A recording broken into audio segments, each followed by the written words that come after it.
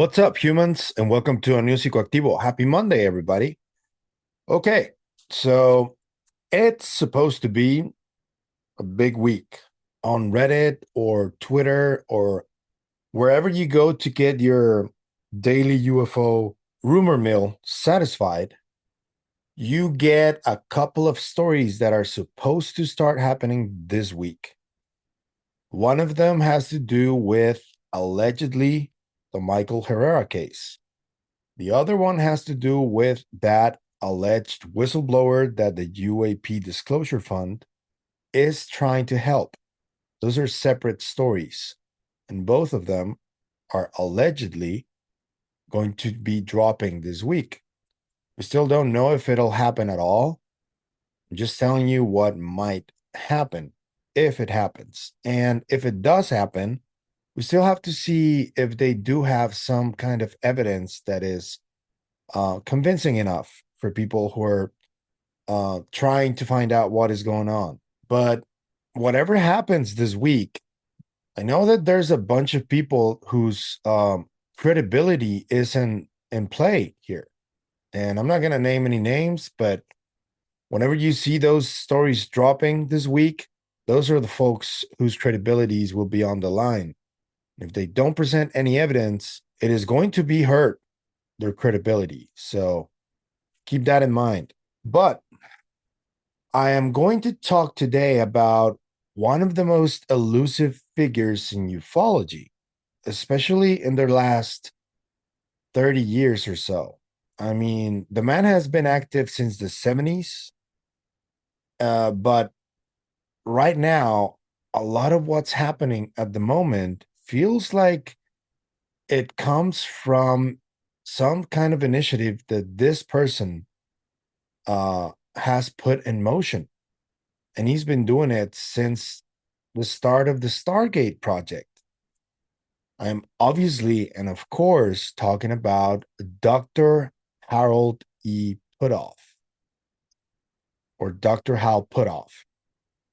He's an electrical engineer from Stanford with a PhD who has been at the forefront of edge science and edge physics and the overall investigation of the UFO phenomenon his entire career since the 70s. He's been involved at the highest levels. There are people within the scientific community who have even said that Dr. Puthoff has held the highest uh, classification possible.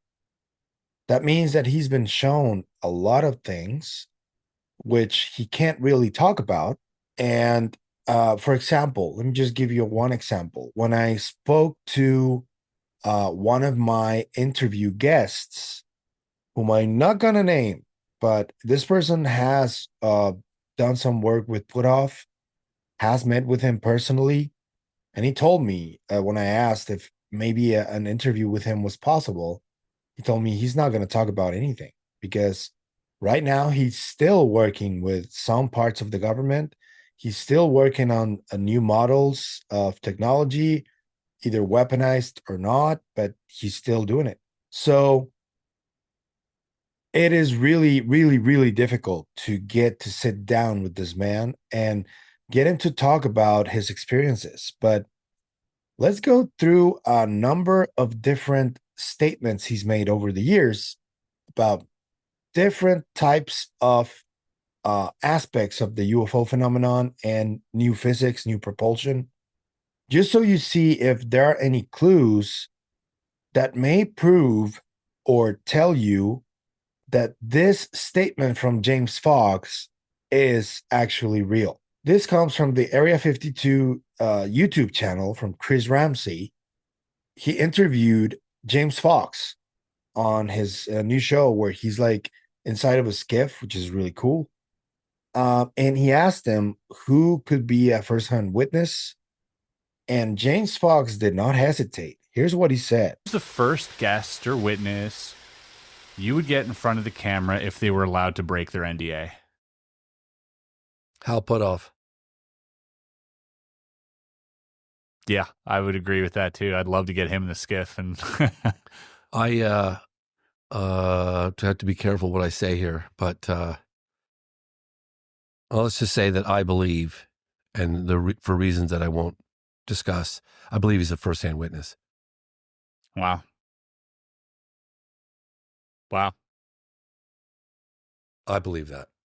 I mean, from the interviews he even shared in the program, kind of caught me off guard, especially when he says, like, I've seen things that if I talk about, I'll go to jail. Yeah. Have you seen things that if you talk about, you go to jail? No, but I could talk about things other people might go to jail. Enough said. Yeah. Wow. That's a lot of weight. It is. Yeah. Yeah. So what makes James Fox say that? Let's start with a small disclaimer, because I've been investigating Dr. Hal Puthoff from the background since I started doing this channel, because I consider him one of the most important figures in the whole topic. And alongside other folks like Jacques Vallée, John Keel, John Mack, Stanton Friedman, these people are like, they're scientists, and they have contributed tremendously to the whole phenomenology topic. It's not just UFOs, it's the entire phenomenon. That's why they changed the name from UFOs to UAP, because, and there's a common misconception that people often confuse. UAP means unidentified anomalous phenomena. And when you talk about that, you're not talking about just the objects. And it doesn't mean that this anomalous phenomena is that the objects also go underwater. That is part of it, yes. But unidentified anomalous phenomena generally speaks about phenomena that is hard or impossible to explain because it presents some type of anomaly. And this has a wide range of what we could be talking about. This includes the whole psi phenomena, the whole UFO phenomena, some other paranormal activities such as ghosts and exorcisms and a lot of that stuff, other type of apparitions such as Marian apparitions and fairy apparitions and all this stuff that has been reported throughout history. That also includes that. The whole story with the Nazca mummies and ancient civilizations and ancient tech that cannot be explained, that is also part of UAP. So just want you guys to like get a good grasp of what we're talking about when we say UAP. I think that term from Dr. Eric Davis was a brilliant one, because we needed something like that to try and explain everything that's going on without the stigma, because you use UFOs, you use the word paranormal, and people who are not really paying attention to this, when they hear those words, their defenses instantly go up and they become very skeptical and they reject the whole concept. So UAP, that's why it was created. Okay, so the reason that I think that Dr. Hal Puthoff may be a first-hand witness has to do with the start of my investigation. I think that he is intimately tied to the whole story about Dr. Greenberg. I want to tell you why. I've been asking about Dr. Greenberg with people who were part of Stargate and this whole project of psi phenomena. I know that Dr. Andrea Pujarik, who is also central in this whole story, in my opinion, alongside Dr. Russell Targ, I know that he met with Greenberg at least once, maybe twice, and with Dr. Jacques Vallée. Dr. Hal Puthoff doesn't have any pictures with Dr. Jacobo Greenberg, but Dr. Hal Puthoff was one of the people who founded Stargate in 1977 alongside Russell Targ. And then they worked together with Andrea Pujarik, who brought into the program the famous Uri Geller, the psychic. You can put your comments about Uri Geller and how you don't believe his story. I completely understand where you're coming from. I'm just talking about the history here. So, in my questions about Dr. Hal Puthoff's potential involvement with Dr. Jacobo Greenberg, I encountered a curious and weird reaction from people I asked. I wasn't blaming him of Dr. Greenberg's disappearance or anything like that. I was just asking, do you think it's possible that Dr. Hal Puthoff may know what happened to him? Or do you think it's possible that Dr. Hal Puthoff may have met Dr. Greenberg at some point? The responses I got were either they called me a conspiracy theorist or they just dismissed the question outright and they changed the subject, which was very interesting to me.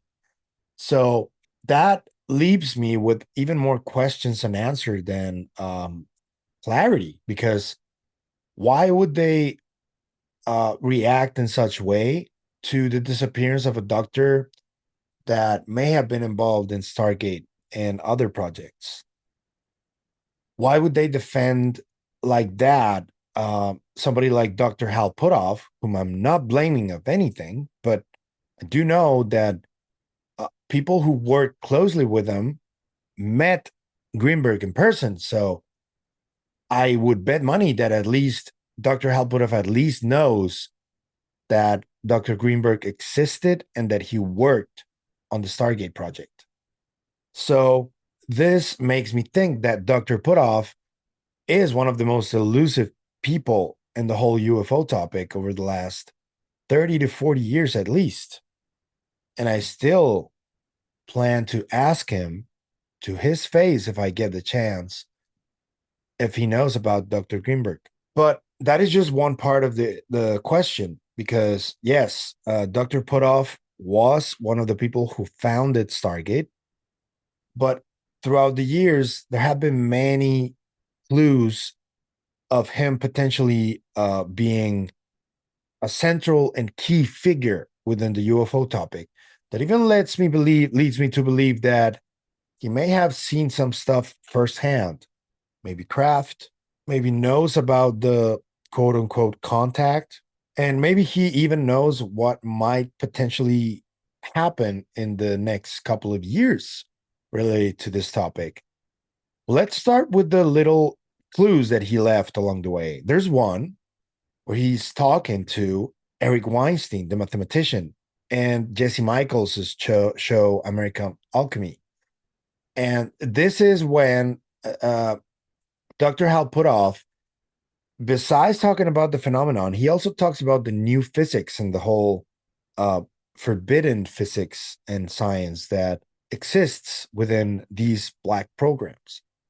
Here is Dr. Hal Puthoff talking about topological physics with Eric Weinstein. Here it is. You have to ask yourself, what Pandora's box would a new physical insight potentially open? The role of aerospace companies as holders of potentially basic scientific knowledge not shared with the academic world. Is it possible? It seems very wrong to me. Maybe wrong, but it's true. It is true. You believe it's true. Yeah, I know it's true. You know that there's physics knowledge held by aerospace companies that is not There known. certainly is materials knowledge. Materials, well, okay, material which science. involves topological physics or whatever. Okay. But fundamental physics as opposed to, condensed matter or... Right.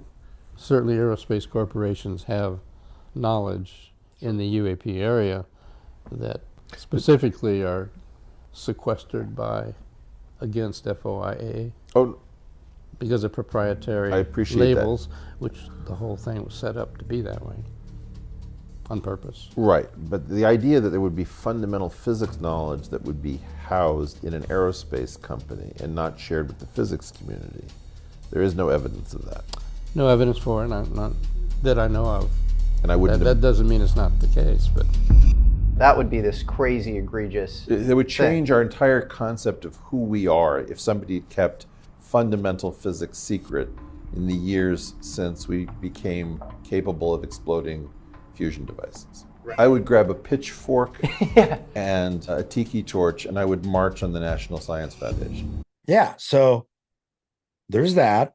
Then There's Dr. Hal Puthoff also talking about the potential of this 0 point energy, which has been debated throughout decades. This is a concept that before being called that, it was something that Nikola Tesla talked about often, but he didn't call it 0 point energy.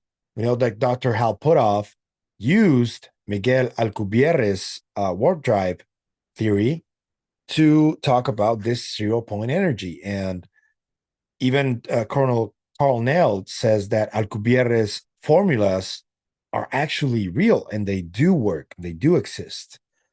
We don't know that yet because there hasn't been any actual proof that this 0 point energy does exist. There are many clues.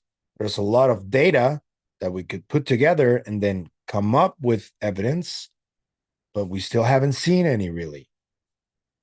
So here's Dr. Hal Puthoff ahead of his time, because this was when Dr. Stephen Greer was recording a lot of these scientists for his disclosure project.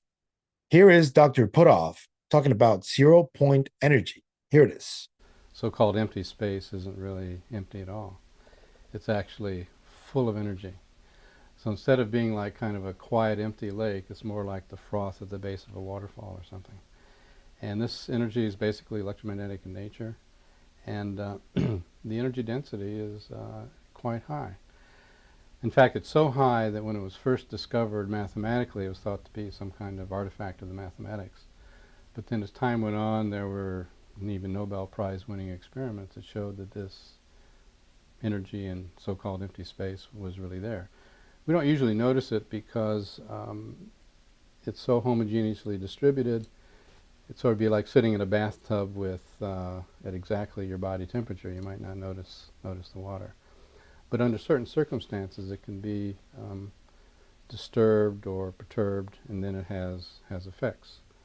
As I mentioned, some effects on atomic emission, for example, is what eventually ended up in a Nobel Prize for Willis Lamb of Yale University, and it's called the Lamb shift. And this is a recognition that, in fact, this energy disturbs atoms, so atoms aren't sitting in a void, they're sitting in the sea of energy. So once quantum theorists realized that energy was there, the next question was, well, is there any way to tap it? And it was thought originally that probably not. It might be like trying to tap the heat energy around us. And you can quickly prove for thermodynamic reasons that it'll take more energy to tap it than you'd get out of it, so you don't come out ahead. But back in about 1984, a researcher at Hughes Laboratory by the name of Robert Forward showed that there was a particular effect called the Casimir effect, which demonstrated that, in fact, this energy could be tapped. Yeah, so that's another clue. And this has to do with the hard science of it all and the edge science of it all, not necessarily with contact or experiences or anything like that. But during last year's Seoul conference, Dr. Hal Puthoff spoke to the people in there about a plan that him, alongside other people, were trying to get across the finish line. It was a plan for slow drip disclosure, but in the early 2000s. And at that time, there was George Bush Jr., there was Dick Cheney, there was Donald Rumsfeld, all of those people who presumably were the gatekeepers of this secret. And Dr. Hal Puthoff talks about how these people were planning on doing this disclosure. So this is Dr. Hal Puthoff talking about this disclosure plan that was ultimately unsuccessful. He talks about it at the Seoul conference in 2023. So here it is. And when I arrived, there were about, 15, 20 people. I recognized some of them from the military, from CIA, DIA, some businessmen, and so on. So I thought, well, this is quite an interesting group of people. And so, to start the conference off, he said, this conference is about disclosing something to the American public. As a startup position, let's assume that there have been crash retrievals by Russia, China, and the United States. And the question is, can we bring this out to the public? And so I think and most of the people I knew, when you talked to them later, said, oh, this is really cool. I mean, this could really go someplace. So he said, okay, the strategy we're going to use is we're going to make a list of all the areas that you think would be affected by this. And then on each one, you're going to have to grade them on a scale from +9 to -9 as to the level of impact and whether it's positive or negative. Okay. So we started out by making lists. So we started out with the obvious things. Well, I mean, the stock market, maybe religions. Well, certainly politics would be affected. So we made a long list. I mean, it was really a long list. And by the time we got down to the bottom of the list, we were really in the weeds. Like, okay, if corporation A has access to retrieve materials that corporation B doesn't, then when this comes out, corporation B is going to sue corporation A, they're going to sue the government. This is really going to be a tough thing to kind of handle. So, okay.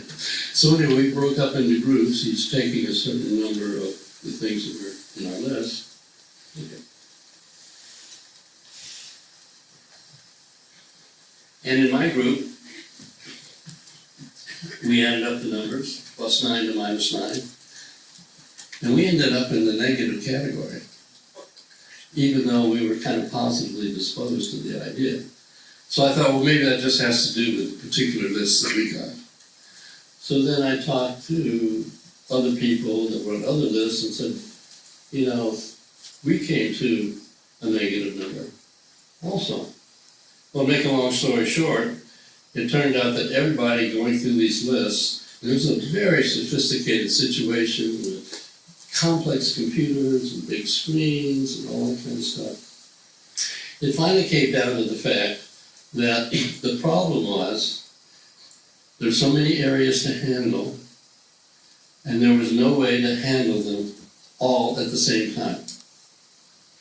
And so the final result was, therefore, the leader said, we're going to recommend that we don't go forward with this.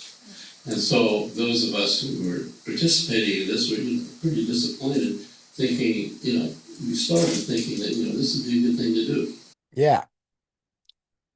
So that didn't work, but he seems to have been involved in some of this effort for a while, doesn't he?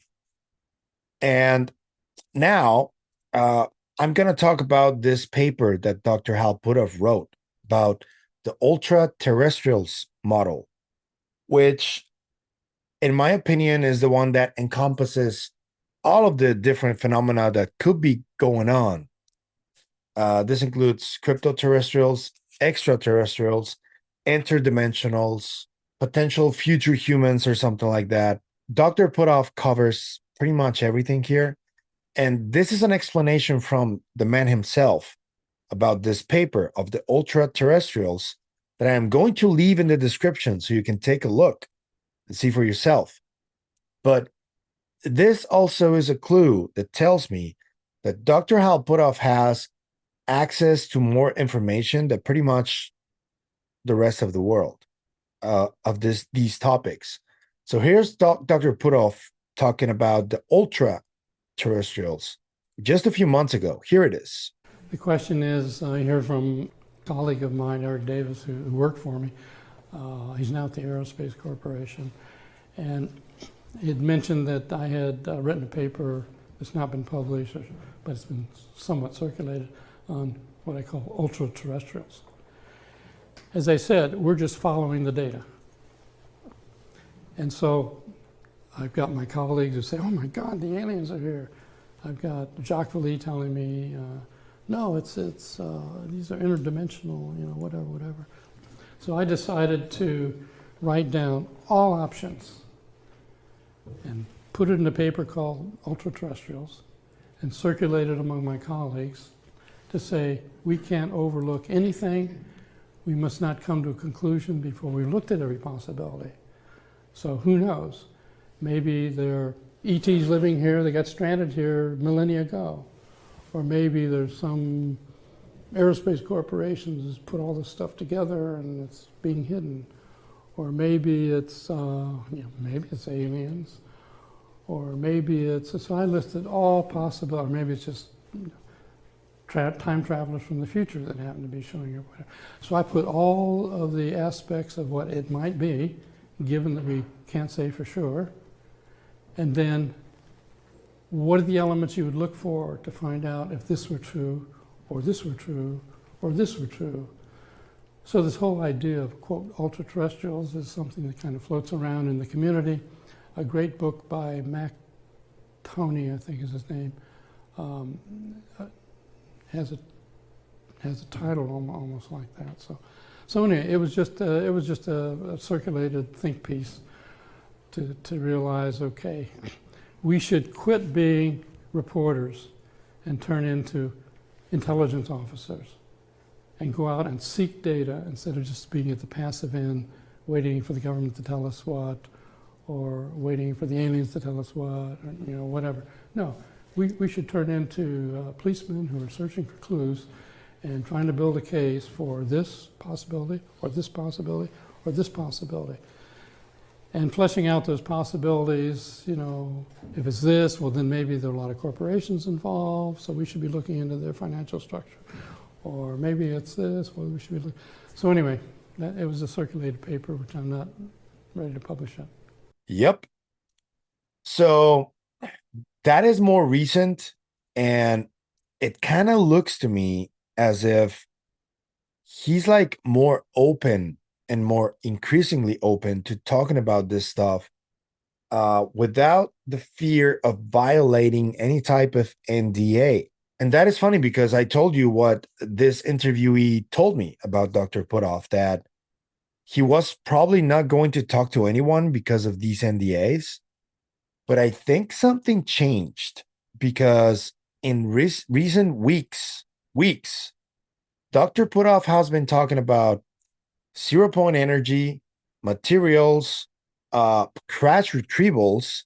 He confirmed that does exist. At least that's what he says. And he did it on the Ecosystemic Futures podcast with Ana Brady Estevez.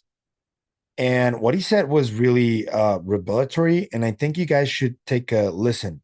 I've already played this in other videos before, but for this, you can call it a deep dive on Dr. Hal Puthoff. I think it's one of the most important statements he's made in years. So here it is. We found that they were layered alloys at the micron levels, and none of our technologists, even in the big aerospace corporations, could make these layers bond together. So just by their physical construction, we could tell it was way beyond anything that had been manufactured in our ordinary technology here on Earth.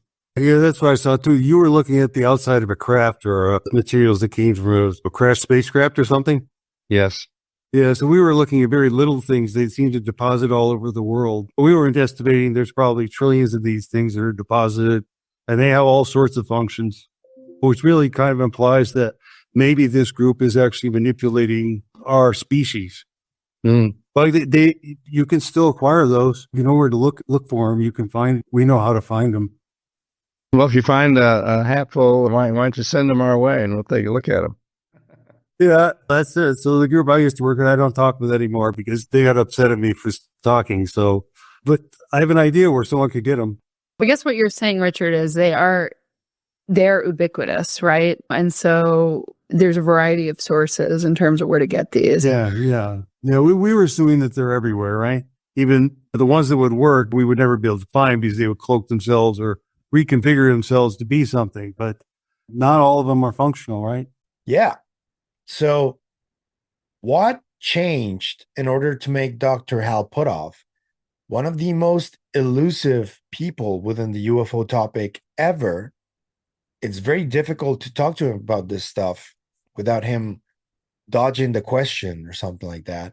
what changed? And this also leaves open even more exciting like possibilities, because next Sunday, Miss Kelly Chase from the UFO Rabbit Hole and from the Anomalous Coalition, she's going to host yet another live stream.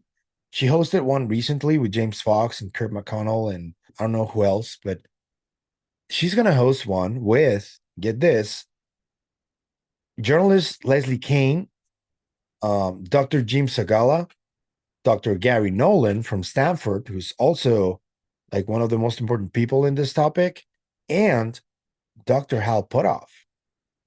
And what are they going to talk about? Because if this recent Ecosystemic Futures podcast appearance from Dr. Puthoff is an indication of anything, it will be that potentially Dr. Puthoff could make some new revelations about the stuff that he couldn't speak about in the past.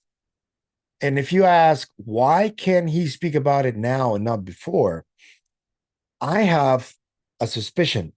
I'm not saying this is true, but I'm going to tell you guys what I think might be happening.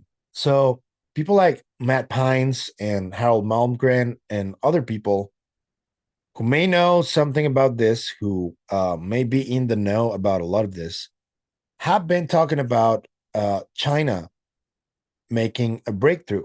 And I'm sorry, I know that people who like go, I'm a patriotic American and all that stuff. Yeah, I get it. You are. You think you're like defending your country. First of all, I think this is not a national security issue. This is an international security issue. And I will never tire of repeating this. And if you think that you're doing this for the better of your country, you're missing the whole picture.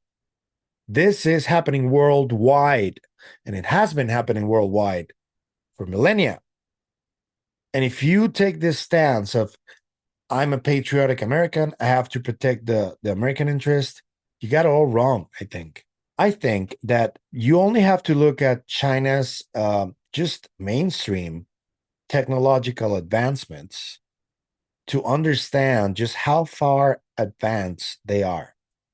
Yes, they may be going through a really concerning population decline.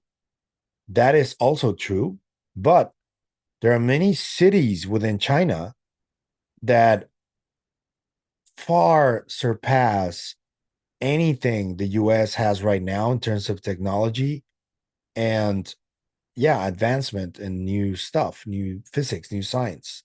That is a reality. And whoever keeps saying that it's impossible, China has, you guys are underestimating someone that could potentially get past you as the number one superpower in the world. And I don't know if this denial is something that you guys are actively avoiding just so you don't look like you're accepting China as being superior. But I think that Dr. Hal Puthoff and, for example, Dr. Richard Banderick talking about this stuff more openly could mean that another country already had some kind of a breakthrough. Therefore, the NDAs that these guys signed are no longer valid. And that's why maybe they're talking about this. Think about that for a second. It doesn't really matter if China did some breakthrough on their own or if they did some breakthrough because they successfully reverse engineered something that crashed in Chinese territory. That could also be the case. It's not necessarily that China made the advancement, although I do leave the window open for that because we can't underestimate anyone.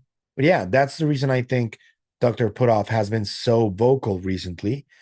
And the main reason that you should probably tune into the Anomalous Coalition's live stream where Dr. Puthoff will be speaking about a lot of things related to what's going on and what has been happening over the last year or so. So Dr. Puthoff remains one of the most enigmatic figures within the topic, but it is really encouraging to see him speaking this candidly about a lot of this stuff. And it's something that I would love to do. And I'm just gonna shoot my shot here with both Dr. Puthoff and Dr. Russell Tark, and we can also add Dr. Jacques Vallée in the mix. I think that those three people who are like already up there in age, I am happy to see them very active still and very willing to keep participating in all of this, because they also want to know what's going on. I mean, they must know a lot of things already, but they must be pursuing this official kind of disclosure too, because they have had access to privileged information that surely they feel like the rest of the world deserves to know it. So I would love for them to find a way to share every single bit of knowledge they have, even if it's something they can't talk about. It would be really cool if they would like do a long form interview or something like that, where they just spill everything out, leave it in a lock, and when they feel it's the right time, they can just release it to the world and let us all know what they knew. That would be amazing. And there's a number of different channels or people who could do that. I mean, Jason Michaels, for example, he's got contact with all of them. He has the means to make this happen. So I think he should do that, for example. Maybe James Fox could do that too. I don't know. But I think that the knowledge they have in their brains needs to be preserved at any cost. Because, yes, I also think Dr. Puthoff could be a first-hand witness. And Dr. Eric Davis recently said that it was possible that Dr. Puthoff could be one of the 40 people that spoke to David Grush. And I still think David Grush is 100% legit. So could Dr. Hal Puthoff be one of those 40 people he spoke to? I think it's very possible. We're going to keep investigating whatever we can about Dr. Puthoff. If I can, I would love to talk to him. I'm still trying to make it happen through my means. I can only be hopeful. Let's see what happens. But what do you guys think about Dr. Puthoff? What type of evidence do you think he's been shown? What type of projects do you think he's been a part of besides the ones that we already know of, which is Stargate and others? Do you think he made some kind of breakthrough back in the day in physics or something? I would love to know your opinion on everything that you can tell me about Dr. Puthoff. What's your overall take on him, on what he's been doing, on his opinions about disclosure and the UFO phenomenon, his involvement in different groups? I want to know all of it, so let me know in the comments. If you like the content you see, I'm going to ask you to please hit the like and subscribe buttons. I'm going to ask you to please share the content in any platform you like, if you like the content, that is. And if you want to support the channel in any other way, I'm going to leave a few links in the description. Take your pick. Thank you for the support. You can also be part of the members channel. We just crossed past 40 members. Still a low number in my estimation, but thank you for the support. I hope you see that I am busting my ass doing this. I absolutely love doing this, so it's not really an issue for me. And that's it for me. I will see you guys in the next video, which would be maybe today, later, or tomorrow. But I will see you guys then. Stay curious. Bye.